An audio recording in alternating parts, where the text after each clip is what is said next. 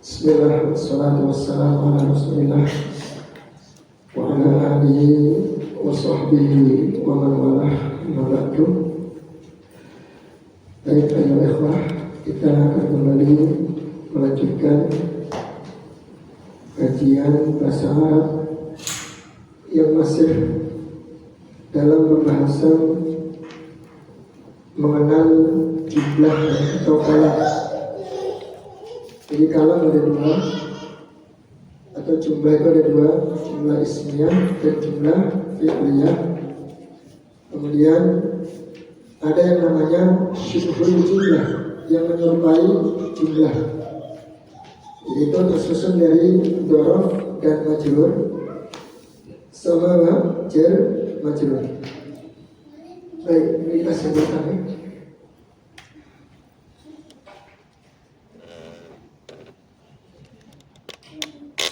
Jumlah atau kalam ada dua yang mana? Jumlah ada dua. Jumlah apa? Ismiyah. Yang kedua apa? Jumlah fi'liyah.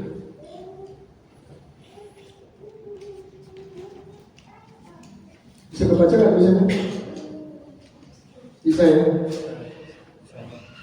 Insyaallah. Karena harus mulai terbiasa tanpa harokatnya.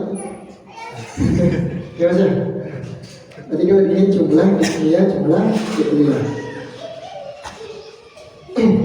Baik, kalau jumlah ismiyah itu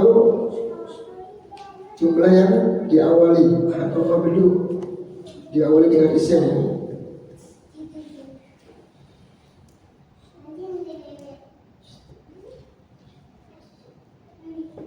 Kalau ini diawali apa?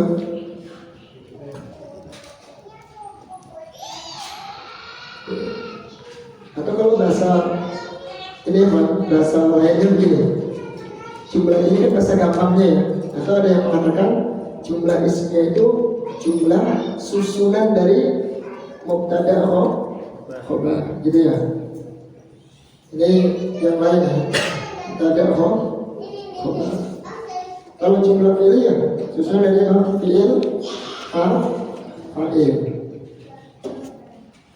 Oke, ya, pokoknya gini.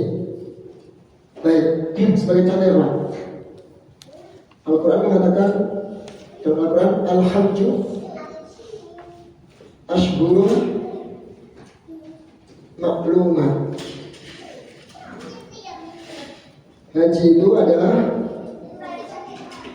bulan-bulan yang telah diketahui. Jadi bulan haji itu diawali di bulan Syawal, ya, Dzulqa'dah, kemudian Dzulhijjah. Baik, ini jumlah ini Al-Hajj jumlah apa? Ismiyah. Ini mubtada'nya, ini khobarnya, ya. Ini mubtada', ini khobar, gitu ya. Kemudian jumlah fi'liyah, ya. Contohnya Tabbat Yada, surat Tabbat Yada, surat Al-Lahab.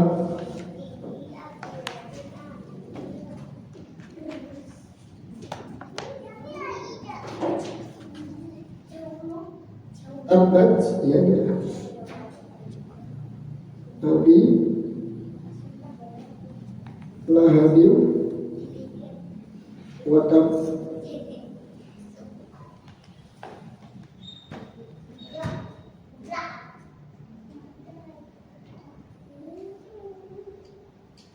Tabbat yada, tabba fi'il bisa, fi'il kan tabba yaitu beri celaka. Ya, tadi yang ini fi'il. Fak gitu dia. Mana fa'il ya, Pak? Ya, yada. Ini fa'il. Gitu ya. Jadi susunan dari fi'il dan fa'il. Ini kata lainnya seperti itu ya, istilah lainnya. Kalau ingin gampang ya ini aja. Pokoknya jumlah yang diawali oleh isim, jumlah fi'liyah, jumlah ismiyah. Kalau jumlah yang diawali fi'il, jumlah fi'liyah. Tapi tetap ya susunannya dari fi'il fa'il. Kemudian yang ini mubtada khobar. Nah, kemudian istilah yang kedua memang ada jumlahnya syibhul jumlah. Syibh. Syibhul jumlah. Apa ini? Syibhul menyerupai. Jadi mirip dengan jumlah. Cuma dia bukan jumlah. Ya, menyerupai saja. Syibh artinya menyerupai.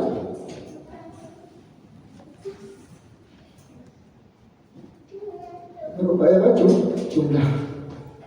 Nah ini dia bukan tadi apa? Susunan dari dorof.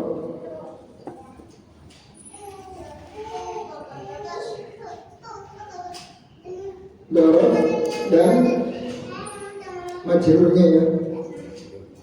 Atau bahasa kuahnya memang mudhof ilaihnya aja ya. Jangan yang mudhof ilaihnya aja ya. Atau dalam majrur juga boleh, mudhof ilaih boleh. Dorof dan mudhof ilaih. Satunya apa? Jar wa majrur. Kalau dorof katanya tadi apa? Amamal masjid.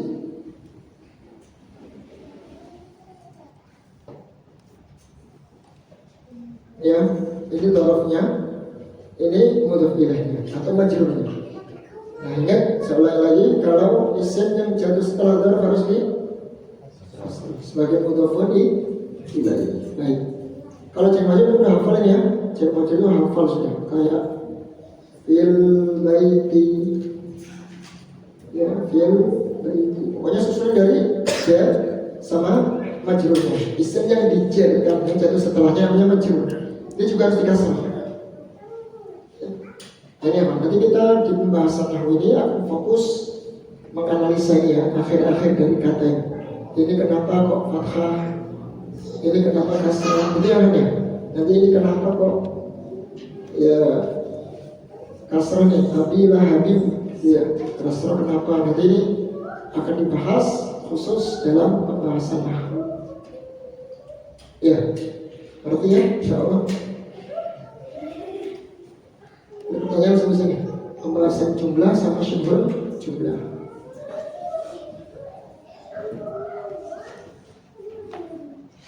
Oke ya, kalau Anda bilang jumlah, syibhul jumlah terdiri dari dua ini, dorof dan mudhof ilaih atau jar dan majrur.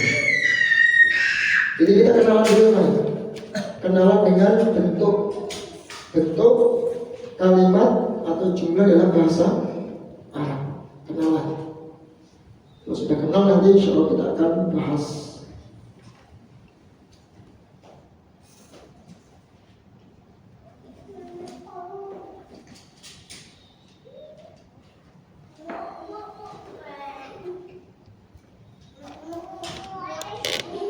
Baik, Mas Adi ya. Coba Mas. Jumlah isimnya. Bebas lah, aja lah. Pokoknya dia oleh isim Mas ya. Itu bahasa Arab kan Mas ya. Atau bahasa Indonesia dulu ya, nanti kita terjemahkan kan.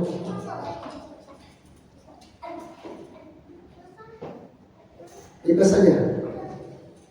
Dia oleh isim pokoknya.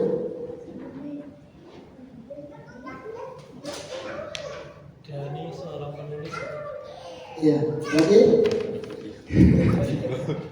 Dani atau Dani gitu ya. Penulis apa? Karena kita ada tasrif kata banyak tubuh, isim aja kan? Katibu. Ya. Dani katibu. Itu sudah jadi kalimat Mas. Sempurna, insya Allah. Dani adalah penulis. Yang gampang ya, kalau kita sudah tahu tasrif itu udah tinggal pakai aja. Asal kita masih ingat ya. Ya Dani katibu. Dani adalah seorang katib, seorang penulis atau sekretaris.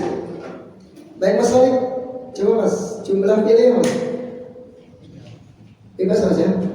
Pokoknya di alif fi'il aja. Kita sudah banyak. Akan tasrif sulasi mujarrad 3 huruf asli sudah kita selesaikan. Itu banyak sudah kosakatanya. Nanti nih cari di situ. Mau pakai kosakata yang mana banyak. Kalau itu sudah banyak.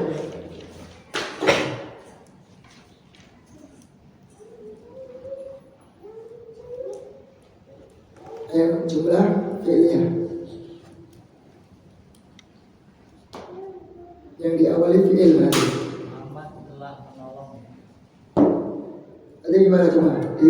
Pakai bahasa Arab. Nasoro. Nanti fi'il dulu ya. Muhammadun. Nah, berarti dia muta'addi atau lazim? Fi'ilnya muta'addi atau lazim? Kalau menolong. Itu objek kan? Berarti muta'addi harus ada objeknya mas. Kalau ada menolong saja orang bingung menolong siapa begitu. Berarti nasoro Muhammadun siapa yang ditolong?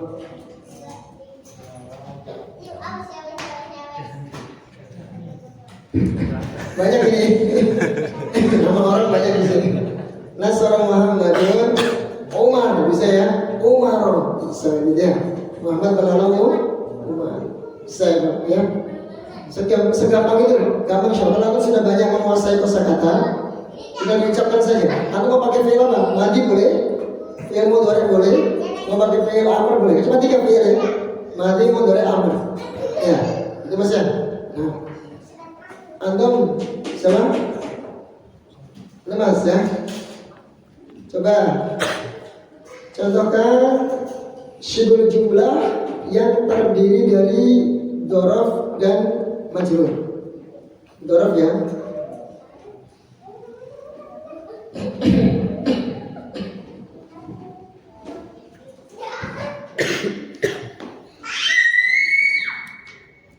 Coba kita lihat di halaman 92.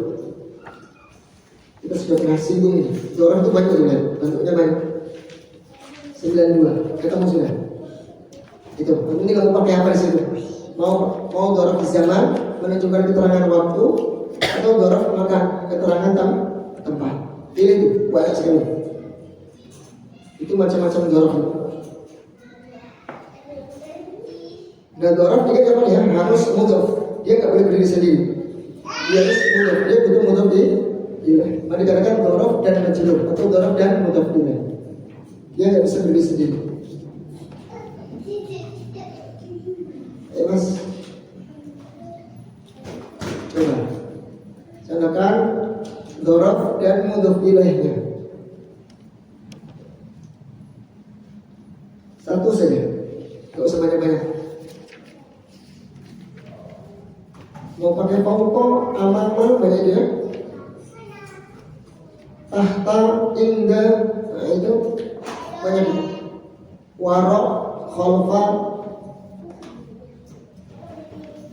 Baina. ya, baina, bagus. Baina apa? Di antara apa? Berarti beda antara apa nih? Zaman atau makan? Makan lah ya, di antara. Berarti kan letaknya ini.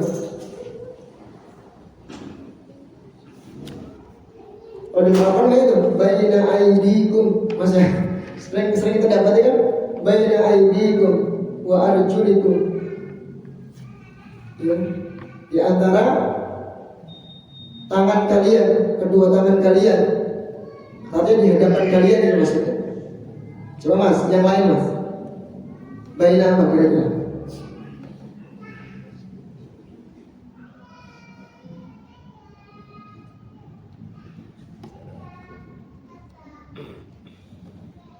Tahu nggak?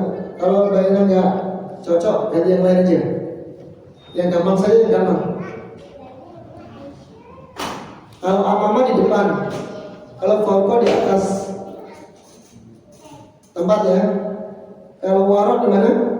Di belakang. Kalau tahta di bawah, mas ya. Itu dzaraf semua itu.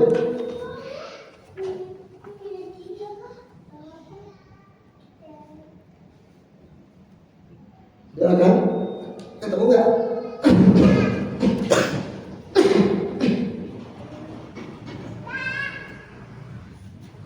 Gimana Bu Umar?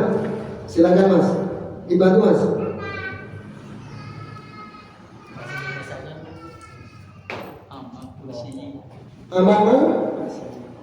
Amama kursi. Nah, boleh di depan kursi. Santor. Gampang apa ya? Tinggal antum cari kosakata yang cocok aja.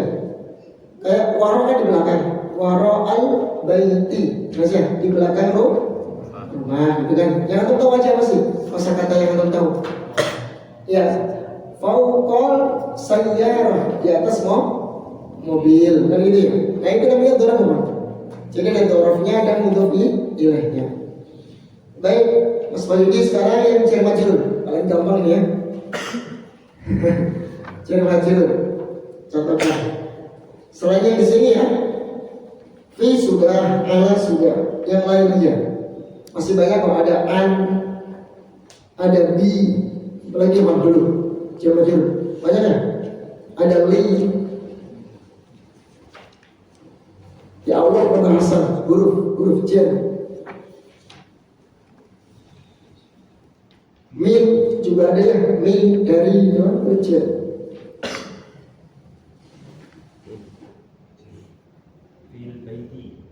Fil baiti. Oh, fil sudah ini mas. Lain mas. Min dengan min apa? Diganti min. Minal masjid dari masjid. Ini apa ya? Kalau aku baca nanti kan sering tuh an Abi Hurairah an gitu ya. Ini dari sahabat Abu Hurairah. Itu banyak tuh an gitu. Nah, itu namanya juga jar majrur itu ya. Jar majrur. An Aisyah an Umar bin Khattab gitu ya. Nah banyak ya, pokoknya susunan itu. Pokoknya syibul jumlah itu susunan dari dzaraf dan majrur atau jar majrur. Gitu ya. Jadi kalau kita syibul jumlah atau langsung melalui kedua ini ya, kedua kalimat ini. Kalau enggak susunan dzaraf dan majrur atau jar majrur. Gitu. Nah kalau kita dengar jumlah berarti atau fokus kedua itu. Kalau enggak jumlah ismiyah, jumlah fi'liyah. Itu ya. Jadi kalau ada istilah seperti itu antum sudah paham, sudah nyangkut gitu, sudah ada gambaran. Kalau jumlahnya begini, nah dia udah paham jumlah maksudnya. Oh jumlah ismiyah itu jumlah fi'liyah. Kalau berupa syibul jumlah, oh berarti larinya kan kalau enggak dzaraf atau jar majrur. Dia ya. Jadi kita kenalan dulu nih kenalannya, mengenal istilah jumlah. Gimana mas ini? Jelas ya? Baik, kemudian kita baca lagi halaman yang ke-56. Kita mengenal lagi nih. Al-babul awal, bab yang pertama al-i'rab. Ya, mengenal i'rab isim ini ya. Kalau fi'il sudah selesai kemarin. Ya, i'rab fi'il sudah selesai. Sekarang i'rab isim. I'rab ialah perubahan harokat pada akhir kata karena pengaruh atau kemasukan amil. Jadi dia berubah menjadi dhammah, rafa atau nasab, fathah atau jar, kasrah. Itu ada amilnya, ada sebab, ada penyebab yang membuat dia harus berubah harokatnya. Nah amil itu bisa berupa isim, bisa berupa fi'il atau huruf jar ya, huruf jar, penyebab perubahan. Itu yang namanya i'rab hanya terjadi pada isim dan fi'il saja. Ya jadi huruf nggak ada i'rabnya mas ya, nggak ada. Jadi kalau yang i'rab itu hanya pada fi'il, kemudian fi'il sudah selesai ya, dan pada isim dan fi'il saja. I'rab pada isim ada 3, yaitu rafa atau dhammah ya, kalau bahasa kita bahasa nahwunya rafa, kalau bahasa kita dhammah rafa. Kemudian apa yang kedua? Nasab. Yang ketiga jar. Ingat ya, isim nggak ada jazm ya, nggak ada jazmnya. Berbeda dengan fi'il, lihat kalau yang fi'il juga ada 3, cuman fi'il bedanya nggak ada jarnya. Rafa, nasab, sama jazm. Itu untuk i'rab fi'il. Sama-sama ada 3, cuman bedanya kalau isim tidak ada jazm, adanya jar. Sebaliknya, kalau fi'il adanya jazm, tidak ada jar.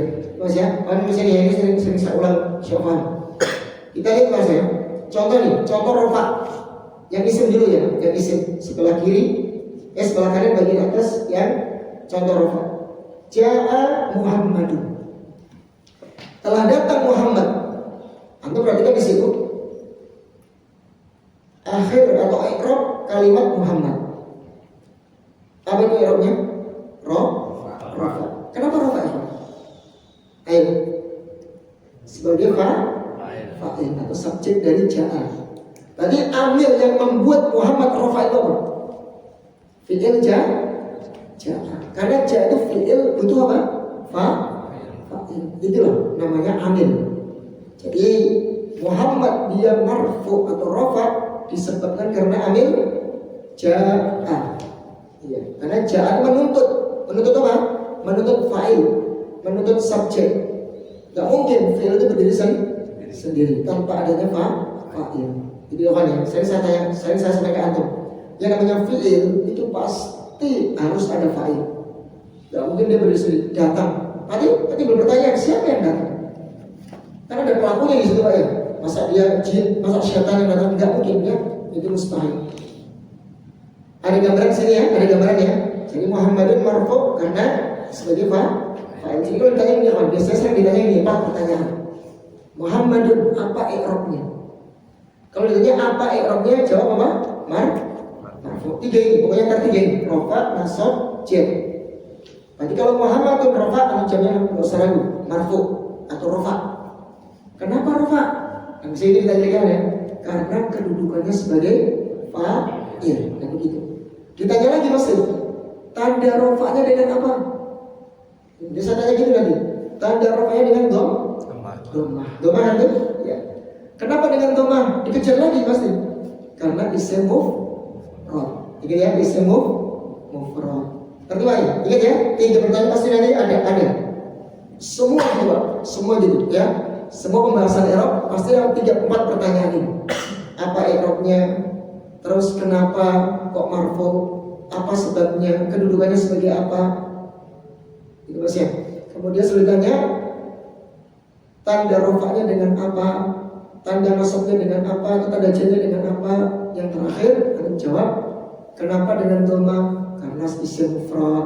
Nanti kalau isim musanna nanti dengan apa? Alif. Nanti akan dibahas insyaallah. Pelan-pelan. Ini sebagai gambaran aja dulu ya, gambaran. Baik, kita lihat contoh yang nasab apa? Ra'aitu Muhammadan. Saya melihat Muhammad. Coba saya tanya lagi nih. I'rab fi'il dulu masih ingat enggak? Abu Gesan ya. Ja'a itu apa Mas? Fi'il madi kan ya? Mabni ala? Pak? Kelihatan ya? Iya, mabni ala fathah. Kenapa? Kalau fi'il paling gampang ya, mabni ala fathah gitu aja. Kan yang mu'rab cuma satu. Fi'il mudhari doang. Yang lain mah bisa madi sama amr mabni semua kan? Baik, fi'il mabni ala fathah. Kenapa? 5 ada?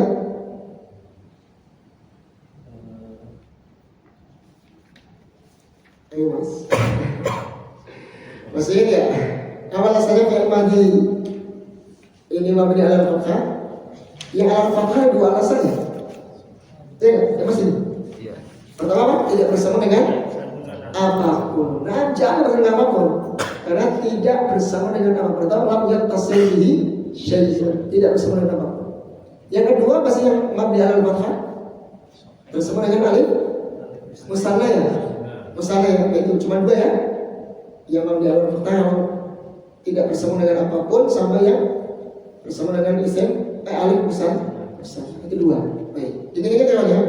Jadi untuk i'rab fi'il lebih gampang. Jadi nggak ada dikejar-kejar itu nggak ada ya. Dikejar pertanyaan itu nggak ada. Baik, benar ra'aitu Muhammadan. Saya melihat Muhammad. Mungkin Mas Romli dulu nih. I'rab fi'il dulu deh. Baik, kita bahas dulu Muhammad ya. Muhammadan. Muhammadan di sini apa i'rabnya Pak? Kok masih bingung? Jelas itu kelihatan. Nasab itu dong, ya nasab. Gak usah mikir, kelihatan kalau fathah nasab, pokoknya kalau dhamma rafa gitu ya. Nasab, kenapa nasab? Sebagai atau kalau bahasa Arabnya pakai ilmu namanya maf'ul bih gitu ya. Maksudnya bahasa Indonesia ya, sebagai maf'ulun bih. Baik. Tanda rafanya aja, tanda nasabnya dengan apa di situ? Fathah. Kenapa dengan fathah? Kenapa dengan fathah? Isim mufrad ya, isim mufrad ini isim mufrad. Gitu ya. Kalau ditanya seperti itu. Baik, ini Mas Romi kali ini. Bagus ya. Oh iya. Orang ini gak hadir ya? Baik, Pak Mas. Ro'aitu Mas. Apa yang Mas? Fi'il ro'aitu. Nah, sekali lagi Muhammadin di sini amalnya mana Mas? Kenapa dia nasab? Karena amal tadi ro'aitu. Karena ro'aitu saya melihat ini. Fi'il dan fa'il ini menuntut. Menuntut apa? Maf'ul. Menuntut objek.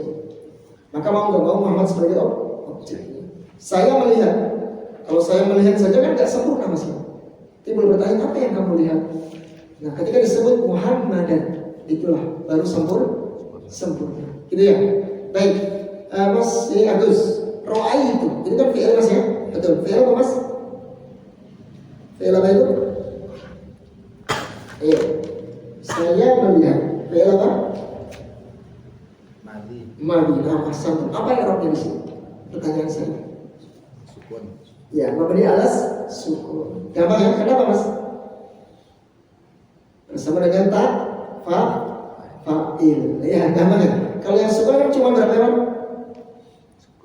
Bersama dengan nun niswah, bersama dengan ta, fa'il. Kemudian satunya apa? Na, nun fa'il. Itu ya, yang dhamir nahnu itu.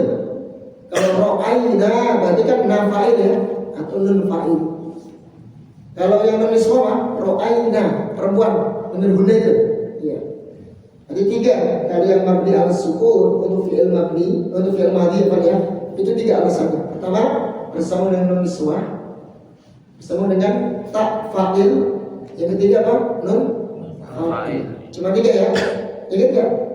Ingat lah, masih ada bukunya kok. Baru kemarin kok kita bahas. Nah, satu. Kita lihat yang ketiga apa? Marartu bi Muhammadin. Berarti kan di situ kita fokus ke kalimat Muhammadin ya. Muhammadin apa irobnya di situ? J. Kenapa J, kawan? Karena kemasukan huruf J. Berarti amil itu huruf J ya, yang menyebabkan Muhammad itu kasrah atau J itu siapa? Huruf J, bidil. Itu amilnya itu, penyebabnya itu. Tanda J-nya dengan apa? Kasrah. 5 aja, kenapa? Isim mufrad ya. Masih ingat ya isim mufrad? Jangan udah nggak boleh lagi nih. Isim mufrad masih ingat? Masih ada kan ya? Yang menunjukkan satu itu loh. Ada isim musanna yang menunjukkan 2. Ada isim jama' itu. Ingat ya? Jangan kita yang mufrad. Aduh, kemana pikirannya? Jangan gitu lah. Jangan terlalu masih ya.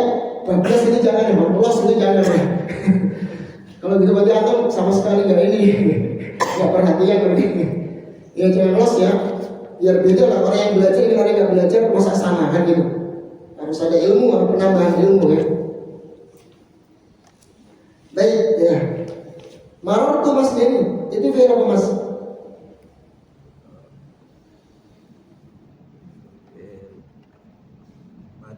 Madinah. Aslinya apa? Aslinya dari kata apa? Itu artinya ada 2 tuh. Berarti aslinya apa? Marro yamurru. Ya kan? Kita sudah apa itu? Marro yamurru marron gitu ya. Marrun. Nah, ketika bertemu dengan apa itu? Nomor ana dipisahkan marro marrota marorna gitu kan? Marorta marortuma marortu marorti marortuma marortunna marortu marorna. Ini dia tasrif lugawi yang vertikal yang menurut ke bawah. Nah itu marortu. Nah, pertanyaannya Mas, apa yang ini Mas?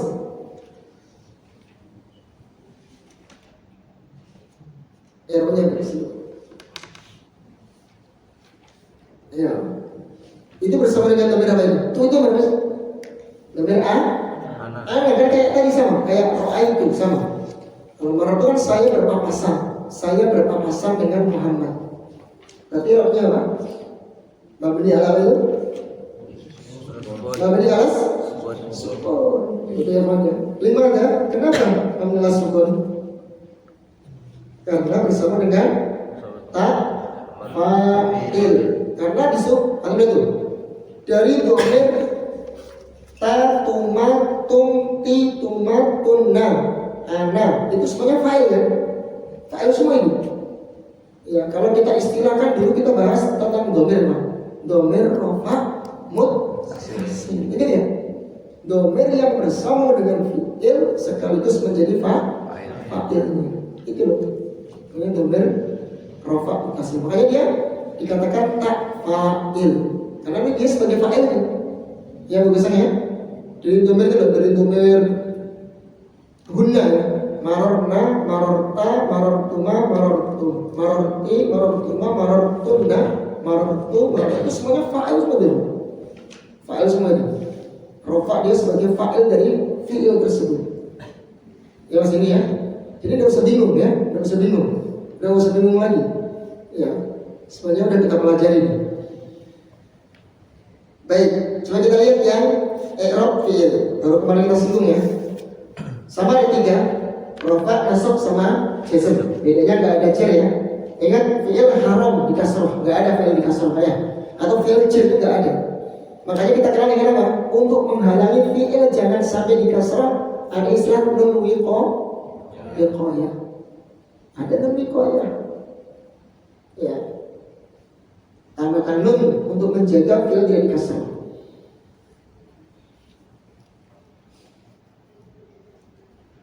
Contoh yang rafa di sini, yajlisu Muhammadun. Berarti kita fokus ke fi'ilnya ya. Yajlisu fi'il apa? Mas Adi? Yajlisu ada ya-nya lagi fi'il apa? Mudhari. Ya awali anita mas ya. Alif, nun, ya, tak itu pasti fi'il mudhari. Nah, pertanyaannya Mas Adi, i'rabnya apa Mas Adi? Yajlisu. Kelihatan ya di situ? Rofa. Kenapa Mas? Alasannya? Kenapa dia rofa? Nah, ini gampang sekali. Karena tidak diawali amil nasab atau amil jazm. Ya, makanya kalau fi'il mudhari rofa atau dhammah ya, itu karena tidak diawali amil nasab atau amil jazm. Ya, itu paling simpel alasannya. Mas Ali, lan yajlisa. Apa yang ada di situ? Nasab. Kenapa nasab? Ya, karena kemasukan itu diawali amil nasab yaitu lan. Gitu ya, paling gampang ya, simpel kalau untuk fi'il. Kemudian lam yajlis, antum Mas. Lam yajlis apa yang namanya itu? Jazm. Kenapa jazm? Karena diawali dengan. Ya, karena diawali amil jazm yaitu apa? Lam. Itu aslinya. Jadi yang orang cuma fi'il mudhari ya, yang lain semuanya mabni sesuai dia bersama dengan siapa. Baik ya, mungkin cukup sampai sini ya. Ini untuk yang pembahasan apa ini pengenalan ya, pengenalan i'rab sama mengenal istilah jumlah. Ada pertanyaan nggak? Kita mau baca atau sorot nih? Sorot belum pernah lagi ya? Udah lama belum pernah baca sorot. Apa mau baca buku aja? 3 pekan. Baca. Gimana? Sorotnya kayaknya belum ya, beberapa hari belum pernah dimasuk lagi. 3 pekan.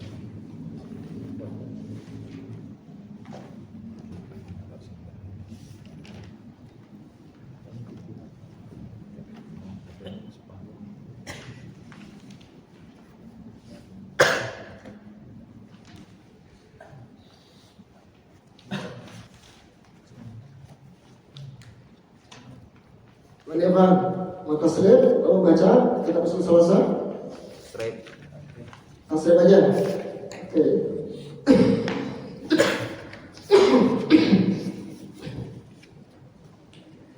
Baik, kemarin sampai mana ya Pak?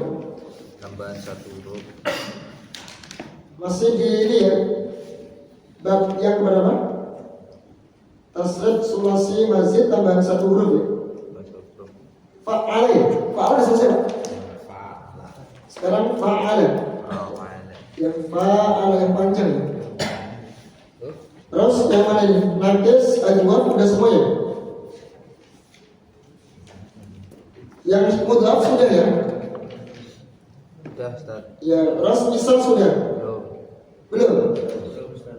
Coba, ada cuma, jadi ada contohnya cuma 4 ini Pak. 4 cuma. Wa ada, wa faqa, wajah sama wasato. Ya.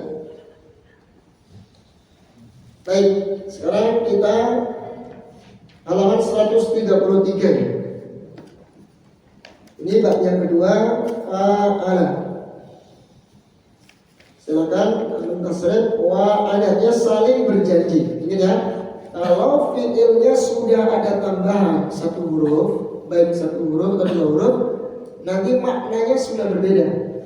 Kalau wa ada kan berarti cuma berjanji Pak ya. Wa ada kan berjanji. Itulah wa ada saling berjanji. Berarti butuh dua orang. Jadi akhirnya apa dia? Muta'addi. Jadi muta'addi. Baik. Wa ada yu'idu muwa'adatan ya. Wi'adan. Lanjut, silakan.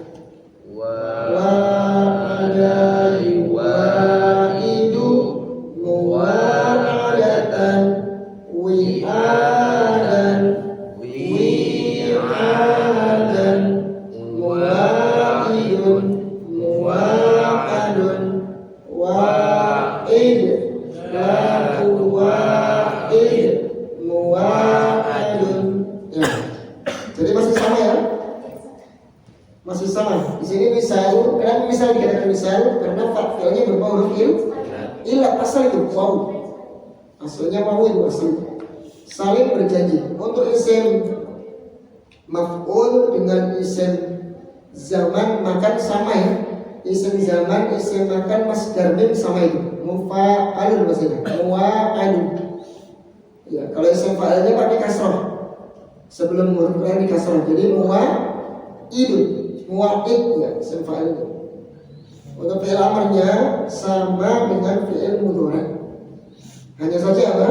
Dibuang ya-nya, lantas disukun atau dijazm. Mudah ya insyaallah ya. Ini saling berjanji. Baik, sekarang wafaqa, setuju.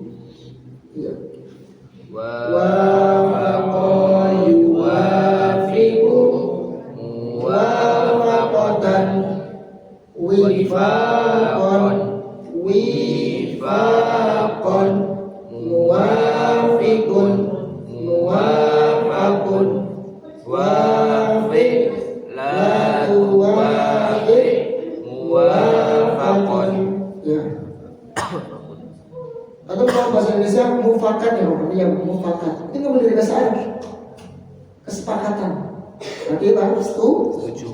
Kalau saya bilang ya Aba Umar, hal anta muwafiq? Apakah kamu setuju? Bisa masyarakat bisa ngomong tuh kalau atau sudah tahu kosakata seperti itu, antum mainkan saja. Atau pakai isim fa'il ya. Ya Aba Umar, hal anta muwafiq? Apakah kamu setuju? Itu ikhwan. Ini katanya wafaqah yuwafiqu. Muwafaqah ya. Setuju. Ya, mufakat hasil dari musyawarah ya. Itu di SD dulu itu sering keluar ujian itu mas. Sering kan? Hasil musyawarah disebut. Nah itu pasti ada itu. Aneh sama saya ingat itu. Ujian bukan waktu itu ya. Keluar soal seperti itu. Insyaallah ya. Nah kalau sekarang kan udah beda kurikulumnya mas. Nggak ada kayak gini-gini kan ya. Nggak ada kayak dulu udah dibuang semuanya. Sekarang udah beda. Setiap ganti menteri kan beda mas. Baik, ya muwafaqah artinya bersetuju. Sekarang lanjut wajah berhadap-hadapan. Kalau wajah kan menghadap, tapi kalau wajah berhadap-hadapan.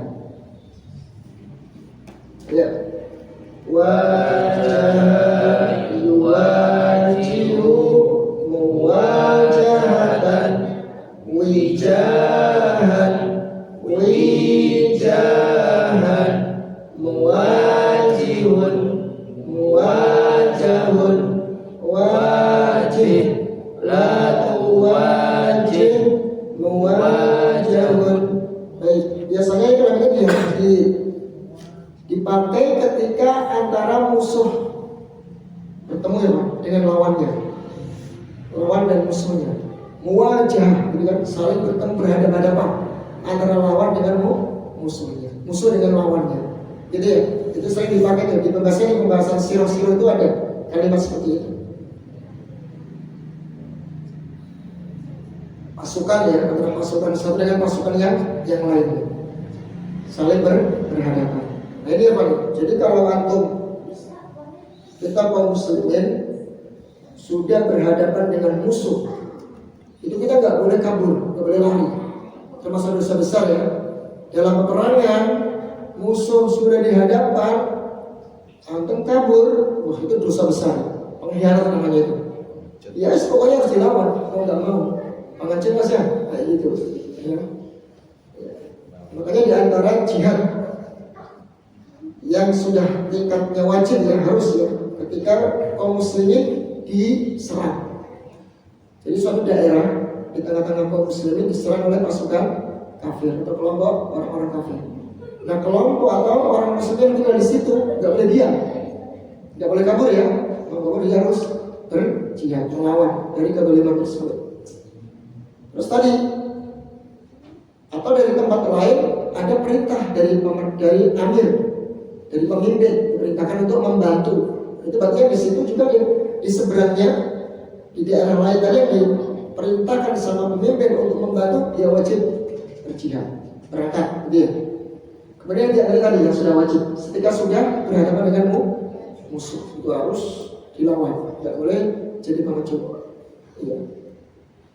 Lalu termasuk dosa-dosa besar. Kita bisa baca di kitab di hadis Nabi itu namanya Sab'ul Mubiqat. Ada 7 dosa besar. Di antara dia apa? Lari dalam peperangan. Gitu ya. Syirik, kemudian sihir, ya kemudian membunuh jiwa. Di antara tadi lari dalam peperangan supaya sudah berpapasan berhadapan dengan musuh. Baik, kemudian wasaqah artinya buat perjanjian. Kalau wasaqah sendiri apa? Artinya apa namanya? Dia berjanji ya. Wasaqah itu artinya bisa diartikan orang yang jujur itu ya. Tapi di sini kalau sudah wasaqah sikoh itu loh. Artinya buat perjanjian. Silakan wasaqah yuwasiqu. Wasaqah yuwasiqu muwasaqatan wisaqan muwasiqun muwasaqun wasiq la tuwasiq muwasaqun. Ya, insyaallah sudah paham ya, paham semuanya kan? Tinggal di ini aja lah, ingat-ingat aja. Iya. Alhamdulillah ya, sudah sampai bab fa'ala, bab yang kedua dan kita selesaikan sudah misalnya, bina'i misal. Baik. Cukup apa lanjut lagi nih bukunya? Mau baca nggak? Udah ngantuk belum? Belum mas ya? Ayo kita buka sama-sama. Belum 8:30 mau pesan. Masih sore mas ya? Lumayan lah, masih ada waktu ya. Kita buka sama-sama. Kita praktek baca.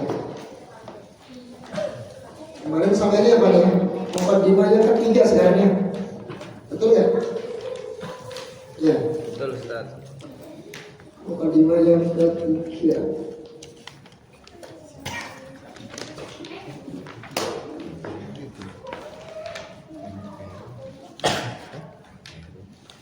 Malah si bijak ini malah kayak Rudi.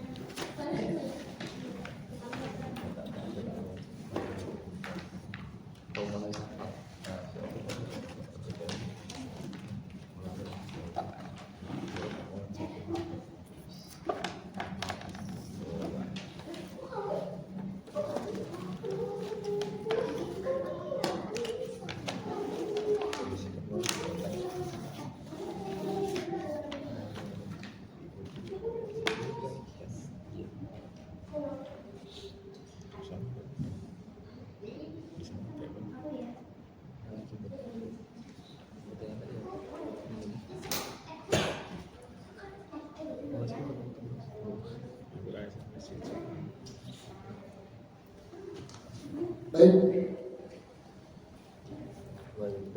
Kita masuk pada mukadimah yang ketiga. Jadi ada 2 mukadimah ya. Ini di sini totalnya 3 mukadimah. Mukadimah pertama, Mas ini nggak? Berisi dengan apa Mas? Tentang apa kemarin? Mukadimah pertama? Tentang 4 perkara yang wajib kita ketahui. Apa saja itu? Ilmu, kemudian amal, dakwah, kemudian sabar. Itu ya mukadimah pertama. Nah mukadimah yang kedua apa kemarin? Ada berapa kemarin? Ada 3. Apa itu yang pertama? Membahas tentang apa beliau menyampaikan tentang tauhid rububiyah. Nah, kemudian yang kedua tentang tauhid uluhiyah, tentang bahaya kesyirikan dan wajib mentauhidkan uluhiyah. Terus yang ketiga, konsekuensi daripada orang yang bertauhid ya, apa itu?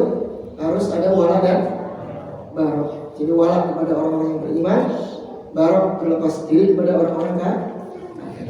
Itu ingat ya. Itu kesimpulannya ya. Itu kesimpulan dari mukadimah pertama, mukadimah yang kedua. Sekarang kita masuk mukadimah yang ketiga. Baik, man ya Prof. Siapa yang baca? Mas Adi siap ya?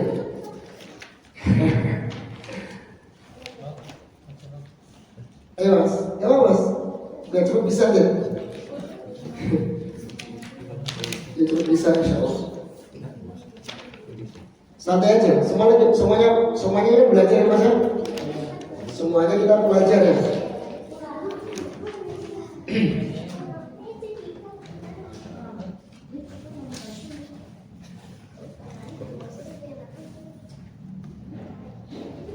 Yang iklam arsyadakallahu.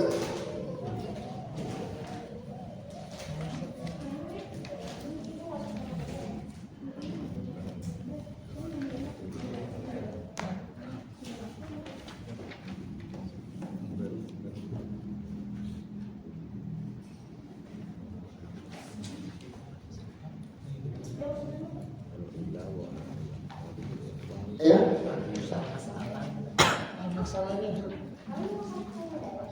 Di mana Mas? Oh iya. Tunggu. Udah selesai belum sih kemarin? Yang ketiga itu? Belum Ustaz. Yang diatur apa? Al-Mu'tazilah itu ya. Al-Masdar Ulai. Kok beda kan? Oh iya yang di buku ini ya. Al-Masdar Ulai. Berarti mukadimah yang ketiga nggak ada begitu.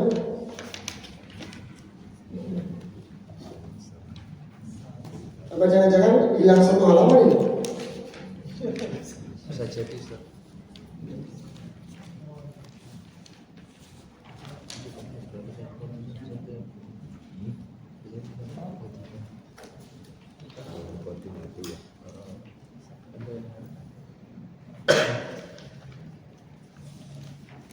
Langsung Al-Masdar Ulai ya.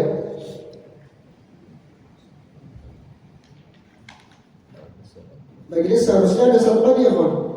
Harus ada 1 lagi. Jadi skip Ustaz. Atau ada ini nggak yang punya PDF atau apa namanya di HP? Di HP Mas. Coba download nanti. Download di HP Usul Salasah. Pakai bahasa Arab ya. Nanti keluar di Play Store itu. Kalau di HP ya. Ada apa? Ada mukadimah yang ketiga. Iklam arsyadakallah.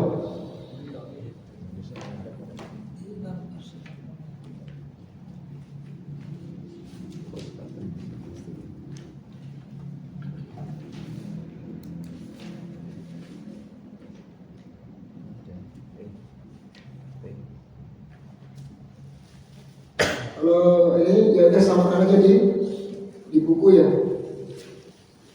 Jadi ada yang baca berarti ya, nggak apa-apa. Masalah itu. Ada yang baca berarti ya. Saya kalau dilewatkan ini, ada mukadimah yang ketiga ini, ada faedah yang kita ambil.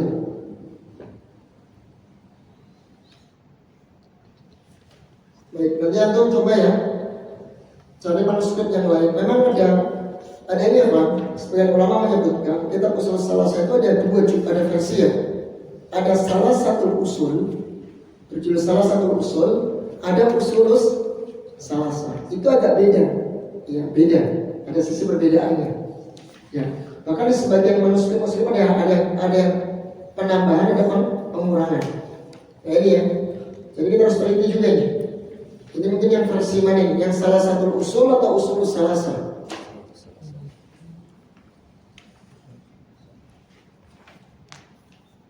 Baik, anda bacanya ya. Sudah berarti anda baca. Iklam arsyadakallahu li ta'atih. Ketahuilah, seperti biasa, beliau pakai kalimat apa? Tanbih. Ya, ketahuilah, artinya apa? Agar pendengar, santri atau pembaca itu memasang kedua telinganya, perhatian ya dengan apa yang ingin disampaikan oleh beliau. Bahwa yang akan disampaikan ini perkara yang penting gitu. Arsyadakallahu li ta'atih. Seperti biasa Pak, termasuk kebiasaan beliau mendoakan. Semoga Allah membimbingmu untuk mentaatinya. Insyaallah ya, ini doa sangat bagus ya. Kemarin kan rahimakallah gitu ya. Ini arsyadakallahu li ta'atih. Semoga Allah membimbingmu untuk mentaatinya.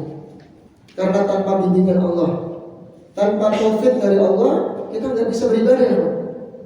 Ya betapa banyak orang yang tinggal depan masjid, samping masjid, bahkan bertetangga dengan masjid. Itu sangat berat untuk melangkahkan kakinya untuk sholat berjamaah. Apalagi belajar ilmu syariah, sholatnya susah.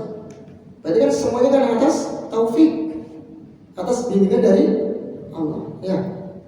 Makanya kalau kita baca surat Iyyaka na'budu wa iyyaka nasta'in, hanya kepadamu lah ya Allah kami menyembah, kami beribadah, dan hanya kepadamu lah wahai Allah kami memohon pertolongan. Kenapa di sini isti'anah, meminta pertolongan lebih diutamakan? Ya, lebih disebut secara spesifik, secara khusus. Padahal memohon pertolongan kepada Allah ini bagian daripada ibadah.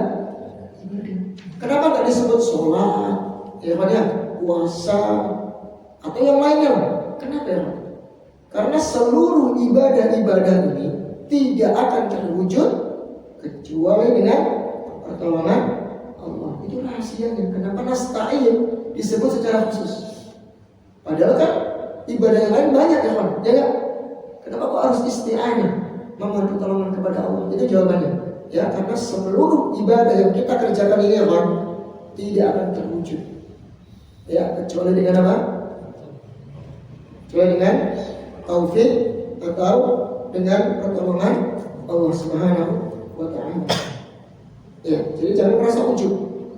Ketika kita dimudahkan dalam ibadah, dalam ketaatan, jangan sekali-kali merasa ujub. Ya, karena itu semuanya adalah taufik dan pertolongan dari Allah Azza wa Jalla. Baik, kemudian annal hanifiyata millata Ibrahim. Sesungguhnya agama yang lurus adalah agama Nabi Ibrahim, ajaran Nabi Ibrahim. Di sini kita sedikit akan sampaikan dengan makna ar-rusyd. Kita sering dengar ya kalimat rasyid. Ada yang namanya rasyid di sini? Ada yang punya nama rasyid? Rasyid dan arsyadaka atau rasyid ya. Nah rasyid ini apa? Kalau kita baca definisinya, kita cari definisinya atau istilahnya, rasyid itu adalah wa man soluha ilmuhu wa amaluhu, orang yang mencocoki antara ilmu dengan amalannya. Jadi ilmunya itu berbanding lurus dengan amalannya. Kan ada kadang orang yang berilmu tapi amalnya buruk. Ada kalian nggak sebanding, ilmunya banyak tapi malas ibadah. Ada yang kayak gini. Berarti kan omdo kan, pintar ngomong saja. Tapi secara praktek amalia nol dia. Jadi ini orang yang seperti bukan orang yang rasyid. Makanya kita kan man soluha ilmuhu wa amaluhu. Orang yang sebanding, yang selaras antara ilmu dengan amalnya, berbanding lurus. Wa kana mustaqiman ala tariqil haqq. Dan dia mustaqim, istiqamah di atas jalan yang hak. Di atas jalan yang hak. Ini namanya apa tadi? Rasyid. Didoakan ya. Jadi orang yang antara ilmu dan amal itu berbanding lurus. Punya ilmu dia amalkan. Semakin banyak ilmunya, semakin banyak amalnya. Kan gitu? Ya, dan dia konsisten, istiqamah di atas jalan yang lurus, di atas jalan yang hak. Itulah orang yang rasyid. Maka orang yang seperti ini akan mudah sekali Allah bimbing. Ya. Semakin dia amalkan ilmu yang dia dapatkan, maka semakin Allah mudahkan dia, Allah bimbing dia di atas jalan yang lurus. Makanya kenapa banyak orang yang menyimpang ya dari jalan yang hak? Yaitu kebanyakan mereka hanya pinter ngomong, pandai wawasannya, tapi amalnya gak ikhlas dalam beramal, akhirnya menyimpang. Maka jangan sampai ya, kita berilmu harus sebanding dengan apa yang kita ilmu, yaitu sebanding dengan amal soleh. Punya ilmu, kita usahakan untuk kita amalkan, ya, semampu kita, sesuai dengan kemampuan kita. Dan yang seperti ini, saya ulangi lagi, akan mudah mendapatkan taufik, mendapatkan bimbingan, petunjuk dari Allah Subhanahu wa Ta'ala. Ya. Semakin dia sering mengamalkan ilmunya, maka Allah akan bantu dia. Allah akan tolong dia untuk mengamalkan ilmu-ilmu yang lainnya. Bahkan sebagian ulama mengatakan, man amila bima alim. Barang siapa yang mengamalkan ilmu yang dia ketahui, allamahullahu ma lam ya'lam, maka Allah akan ajarkan ilmu yang dia tidak ketahui. Apa maksudnya? Jadi orang yang terbiasa mengamalkan ilmu yang dia tahu, mungkin tahu ilmu tentang sunnahnya, ya, memelihara jenggot, kemudian sunnahnya berpakaian di atas mata kaki diamalkan. Nanti insya Allah akan ajarkan ilmu-ilmu yang dia nanti tidak ketahui. Sebelum dia tidak ketahui, dia akan dimudahkan dalam mencari ilmu. Begitu ya Pak ya. Itu spesial ya, keistimewaan bagi orang yang mengamalkan ilmu. Allah akan bimbing lagi, Allah akan bimbing dan Allah akan mudahkan dia mengetahui ilmu-ilmu yang sebelumnya dia tidak ketahui. Ya, ini ya. Jadi man amila bima alim, barang siapa yang mengamalkan ilmu yang dia ketahui, allamahullahu ma lam ya'lam, maka Allah akan membimbing dia, Allah akan ajarkan dia ilmu-ilmu yang dia belum ketahui. Nah ini ya, ini menjadi kunci bagi kita seorang talibul ilmu. Kita mungkin di awal-awal belajar hijrah gitu ya, maka usahakan ilmu yang kita ketahui kita amalkan. Nanti Allah akan mudahkan dalam memahami ilmu-ilmu yang lainnya. Ini ya, ini kaidahnya begitu. Kemudian al-hanifiyyah millata Ibrahim. Sesungguhnya agama yang lurus itu adalah ajaran Nabi Ibrahim. Hanif itu kalau diartikan secara bahasa artinya yang condong, yang miring.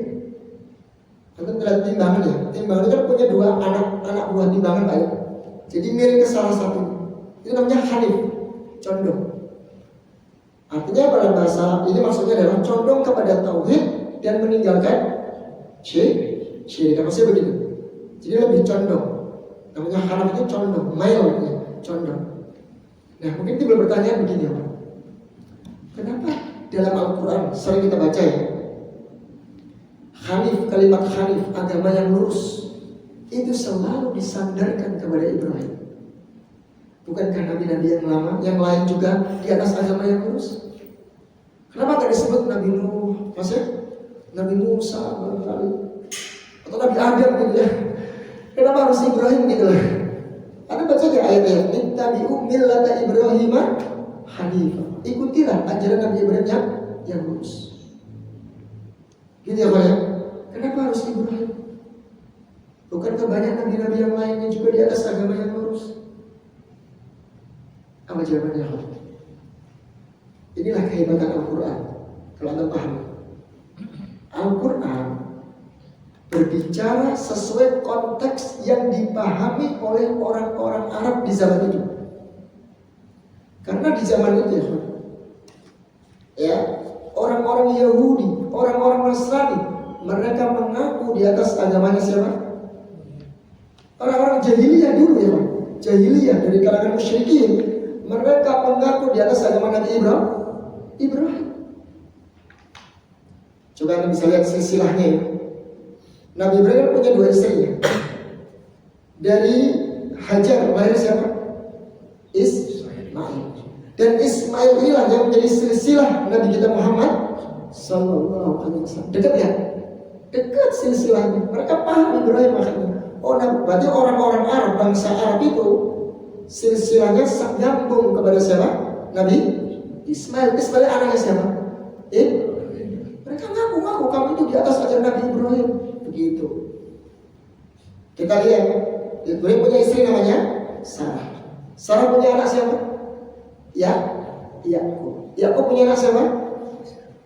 Ishak. Kemudian punya anak namanya Yakub. Yakub punya anak namanya siapa?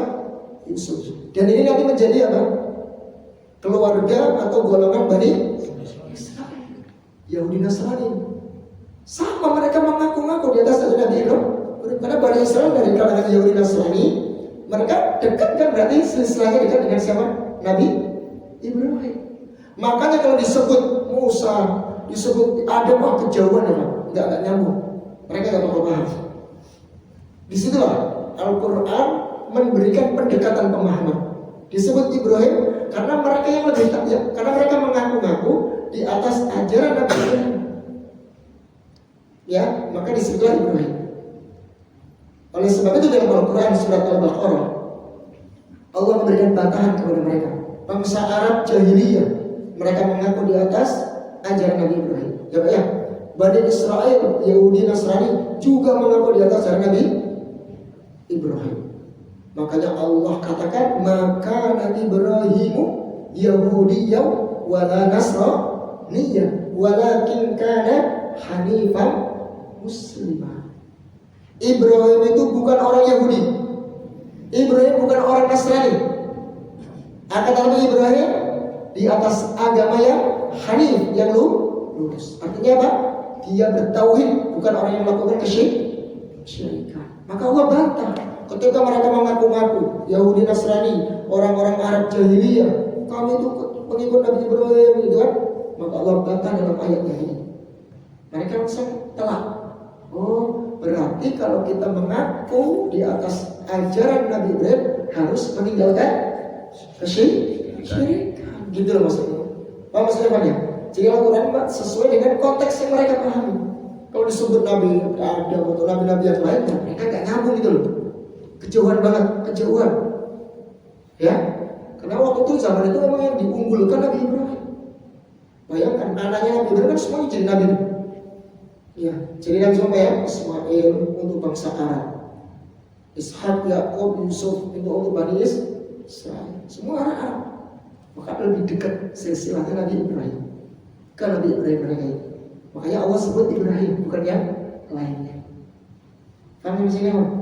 Ngerti ya maksudnya ya? Itu kalau ditanya kenapa Ibrahim, kok nggak yang lain? Nah, itulah hebatnya Al-Quran. Jadi dia membicarakan atau ya berbicara soal konteks yang dipahami pada masa itu, orang-orang itu ya, orang-orang di zaman itu. Biar nyambung gitu, karena gimana sih? Kalau jauh yang dibahas ya nanti nggak nyambung lah kan? Gitu. Nah, dia Jadi kalau kamu ingin beragama di atas Nabi, mengaku di atas ajaran Nabi Ibrahim, ya harus meninggalkan kesyirikan. Ibrahim di atas tauhid. Iya, gitu.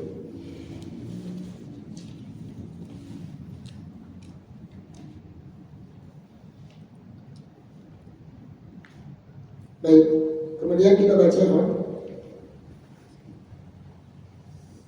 Anta'budallaha wahdahu mukhlishan lahuddin.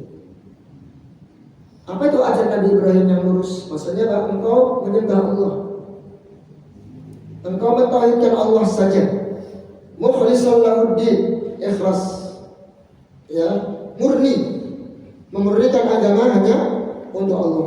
Ini, ya. Makanya Ibrahim punya banyak gelar. Apa di antara gelarnya? Khalilur Rahman, kekasih Allah. Apalagi Abul Anbiya, bapaknya para nabi. Karena semua para nabi itu dari silsilah keturunan Nabi Ibrahim. Ada juga gelar beliau yaitu Abul Tauhid, bapaknya orang yang bertauhid. Apalagi Abu Dhaifan, bapaknya orang yang suka menjamu tamu, memuliakan tamu. Itu yang di antara gelar-gelar Nabi. Banyak gelar Nabi Ibrahim. Luar biasa, itu semua dalam Al-Quran ada ya. Ya, Abu Dhaifan itu bapaknya yang memuliakan tamu. Pertama kali yang memuliakan tamu, ya Nabi Ibrahim itu sembelihkan apa? Kisahnya anak sapi Pak ya. Ada 2 orang tamu, ternyata dia malaikat ya. Langsung Nabi Ibrahim dimuliakan dengan disembelihkan sapi. Ada enggak? Kalau ada tamu disembelihkan kambing itu. Jarang-jarang apa ya? Ini sapi Pak, ada menanggung. Tamunya disembelihkan sapi. Ya, berarti Masya Allah ya, dalam menghormati tamu luar biasa.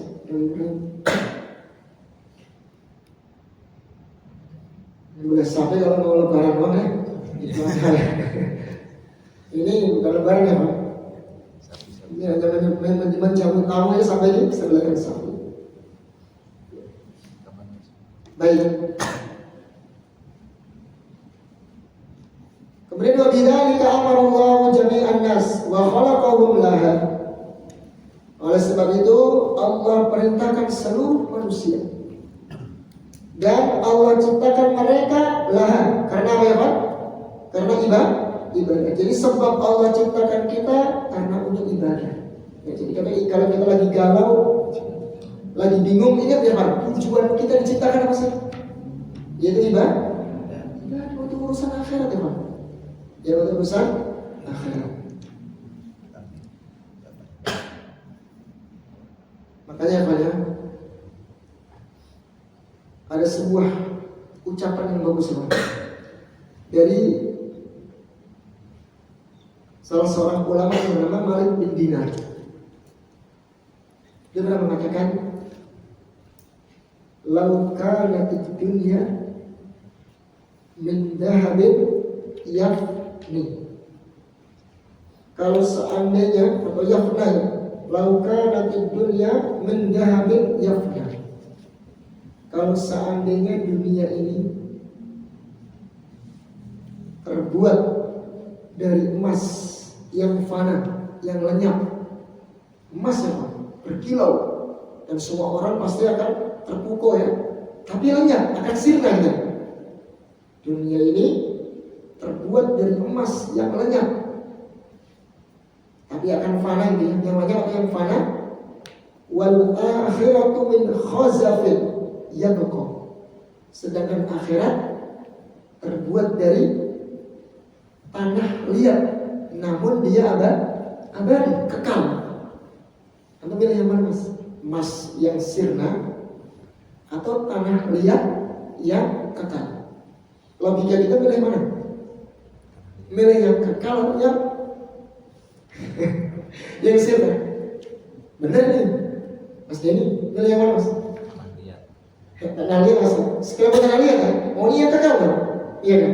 Nah, makanya sudah secara logika Mas, orang milih itu. Wa kana al-wajib, berkata Nabi, wa kana al-wajib ay yu'athir khazafun yabqa. Maka pasti orang akan lebih memilih atau mengutamakan tanah liat ya yang abadi daripada apa? Emas yang fana atau yang sirna. Pasti itu kan. Qul fa kaifa wal akhiratu min dhahabin yabqa wad dunya min khasafin yafna. Lantas bagaimana? Padahal kenyataannya justru sebaliknya. Ya, akhirat itu bagaikan emas yang kekal. Sedangkan dunia bagaikan apa? Tanah liat yang hancur dan sirna. Pilih mana itu ya? Nah ini ucapan beliau dari kitab Jami' Ahkamul Quran. Jadi kita harus bisa menilai, Pak. Dan bisa menilai mana yang lebih kita utamakan. Kalau seandainya ada emas yang memukau, yang disukai banyak orang, tapi dia sirna, tapi ada sesuatu yang biasa saja, tanah liat ya, tapi dia kekal, abadi gitu. Kamu boleh mana? Ya pasti yang abadi. Walaupun ini banyak disukai orang. Nah, sedangkan akhirat itu bagikan emas yang abadi. Sedangkan dunia bagikan tanah liat yang sirna. Maka tentunya kita orang yang cerdas, orang yang punya akal sehat ya, lebih memilih sesuatu yang abadi dibanding yang sirna. Baik. Kemudian kama qala Allah Ta'ala, sebagaimana Allah berfirman, "Wa ma khalaqtul jinna wal insa illa liya'budun." Tidaklah aku ciptakan jin dan manusia melainkan agar mereka beribadah kepadaku. Ingat ya Pak, kalimat ibadah dalam Al-Quran dia tahu tauhidnya, agar mentauhidkanku. Ini surat apa namanya Pak? Al-Dariyat ayat berapa? 50 sampai hafal ya? Insyaallah. Wa ma'na ya'budun ay yuwahhidun. Makna dari ya'budu agar mereka menyembahku, yaitu agar mereka mentauhidkanku. Karena ibadah ya Pak, ibadah kalau tercampur dengan kesyirikan sah nggak sah. Annal ibadah la tusamma ibadatan illa ma'at tauhid. Ibadah tidak disebut ibadah kecuali harus diiringi dengan tauhid. Antum umroh, haji, apapun kalau masih tercampur kesyirikan, sia-sia, sangat disayangkan. Dan ini jarang orang memahaminya. Tapi kalau masalah hadas, orang yang berwudu terus berhadas, batal, banyak nggak yang paham? Banyak yang paham, nggak usah dijelasin secara detail, banyak yang paham. Makanya beliau memberikan pendekatan dalam kitab Qawaidul Arba' ya, memberikan pendekatan, annal ibadah la tusamma ibadatan illa ma'at tauhid, kama annas shalah la tusamma sholatan illa ma'at tauhid. Sebagaimana sholat itu nggak sah kecuali ada sahabat berwudu. Wa idza dakhalat ya, wa idza dakhalat fit taharah ya, batalat apabila hadas, ada hadas ini. Hadas itu mesti najis ya. Apabila ada hadas yang mencampuri taharah, wudu, batal ya sholatnya, batal ya wudunya. Ini semuanya orang paham. Tapi kalau kesyirikan mencampuri ibadah, ya akan merusak ibadah itu sendiri, banyak banget. Jarang yang paham ya orang. Jarang yang paham. Makanya kita berikan pendekatan. Ini loh, seperti ini loh. Seperti kita berwudu. Ya, berwudu ini sudah berwudu bersih, masya Allah. Kemudian kita mungkin buang angin, hadas, mas ya, sah nggak wudu kita?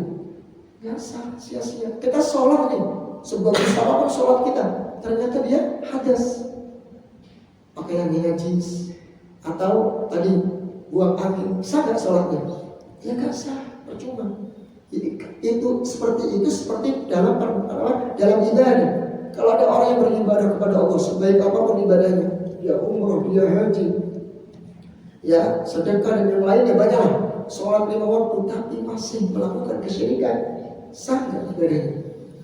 Nggak sah, cuma sia-sia, rusak dengan kesyirikan. Mana dalilnya? Ada dalilnya.